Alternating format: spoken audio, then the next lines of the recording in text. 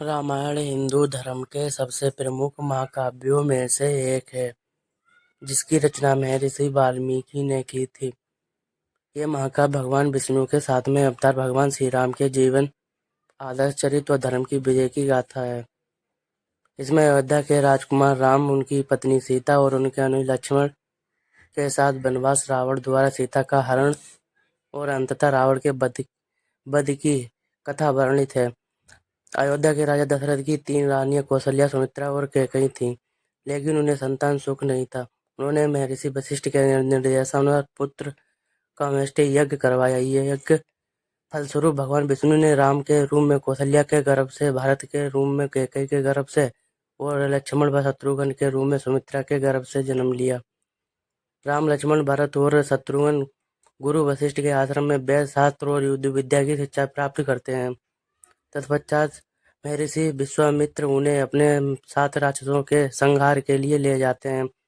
राम और लक्ष्मण ताड़का मारी चोर स्वभाव का वध करते हैं। इसके बाद वे मिथिला जाते हैं, जहां राम भगवान शिव का धनुष तोड़कर राजा जनक की पुत्री सीता से विवाह करते हैं। लक्ष्मण, भरत और शत्रुघ्न का भी विवाह सीता की बहनों से होता है। अयोध्या लौटने के बाद राजा दशरथ राम का राज तिलक करने का निर्णय लेते हैं, लेकिन कैकेयी की दासी मंत्रा के बहकावे में आकर कैकेयी राजा दशरथ से 2 वरदान मांगती है। पहला, कि भरत को राजा बनाया जाए और दूसरा कि राम को 14 वर्ष का वनवास दिया जाए। राजा दशरथ अत्यंत दुखी होते हैं, लेकिन राम पित्र आज्ञा को स्वीकार कर वनवास चले जाते हैं। उनकी पत्नी सीता और छोटे भाई लक्ष्मण भी उनके साथ जाते हैं। वनवास के दौरान राजा दशरथ राम के वियोग में प्राण त्याग देते हैं। भरत जब अपनी ननिहाल से लौटते हैं तो यह सुनकर अत्यंत दुखी होते हैं। वे राम को वापस लाने चित्रकूट जाते हैं, लेकिन राम धर्म का पालन करते हुए वापस लौटने से इनकार कर देते हैं। भरत अयोध्या लौटकर राम की चरण पादुका को सिंहासन पर रखकर राज्य संचालन करते हैं। राम, सीता और लक्ष्मण वनवास के दौरान कई ऋषियों से मिलते हैं और राक्षसों का वध करते हैं।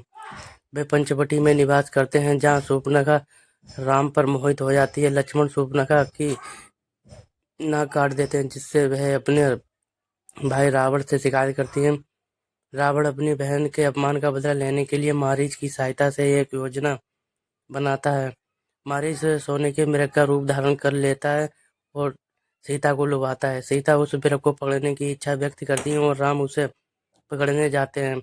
उनके न लौटने पर लक्ष्मण भी उनकी खोज में जाते हैं। इसी बीच रावण साधु का वेश धरकर सीता का हरण कर लेता है और उन्हें लंका ले जाता है। राम और लक्ष्मण जब लौटते हैं तो सीता को ना पाकर अत्यंत दुखी होते हैं। वे सीता की खोज में निकल पड़ते हैं और हनुमान तथा सुग्रीव से मिलते हैं। राम हनुमान के माध्यम से सुग्रीव से मिलते हैं। सुग्रीव अपने भाई बाली से डरकर छिपा हुआ था। राम सुग्रीव को आश्वासन देते हैं कि वे बाली को वध करेंगे। बदले में सुग्रीव सीता की खोज में सहायता करने का वचन देता है। राम बाली का वध कर सुग्रीव को किष्किंधा का राजा बनाते हैं। सुग्रीव अपने वानर सैनिकों को चारों दिशाओं में भेजता है। दक्षिण दिशा में हनुमान को भेजा जाता है, जो समुद्र पार लंका पहुंचते हैं। सुंदरकांड। हनुमान की लंका यात्रा। हनुमान समुद्र लांघकर लंका पहुंचते हैं और विभीषण से मिलते हैं। विभीषण, जो रावण का भाई था, राम भक्त था। हनुमान अशोक वाटिका में सीता से मिलकर उन्हें राम का संदेश देते हैं। वे लंका में रावण के सैनिकों से युद्ध कर लंका में आग लगा देते हैं और वापस लौटकर राम को सीता का समाचार देते हैं। युद्धकांड। राम और रावण युद्ध। राम समुद्र तट पर पहुंचते हैं और समुद्र देवता से मार्ग देने की प्रार्थना करते हैं। नल और नील की सहायता से वानर सेना समुद्र पर पुल बनाती है, जिसे राम सेतु कहा जाता है। सेना लंका पहुंचती है और युद्ध प्रारंभ होता है। रावण के पुत्र मेघनाद, कुंभकर्ण और कई राक्षस योद्धा युद्ध में मारे जाते हैं। राम और रावण के बीच घोर युद्ध होता है। अंततः राम ब्रह्मास्त्र का प्रयोग कर रावण का वध करते हैं। विभीषण को लंका का राजा बनाया जाता है और सीता की अग्नि परीक्षा ली जाती है, जिसमें वे अपनी पवित्रता सिद्ध करती हैं। उत्तरकांड। अयोध्या वापसी और रामराज्य। राम, सीता और लक्ष्मण अयोध्या लौटते हैं, जहां भरत उनका स्वागत करते हैं। राम का भव्य राज्याभिषेक होता है और वे धर्मपूर्वक रामराज्य स्थापित करते हैं। कुछ समय बाद समाज में सीता की पवित्रता को लेकर संदेह उत्पन्न होता है। राम धर्म की मर्यादा रखते हुए सीता को वनवास दे देते हैं। वे महर्षि वाल्मीकि के आश्रम में शरण लेती हैं, जहाँ लव और कुश का जन्म होता है।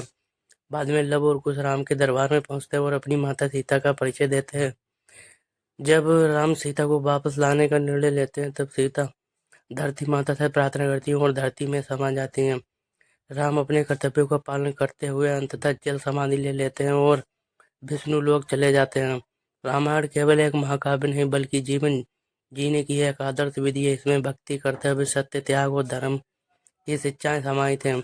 यह हमें सिखाता है कि चाहे कितनी भी कठिनाइयां हम धर्म और सत्य का मार्ग कभी नहीं छोड़ना चाहिए।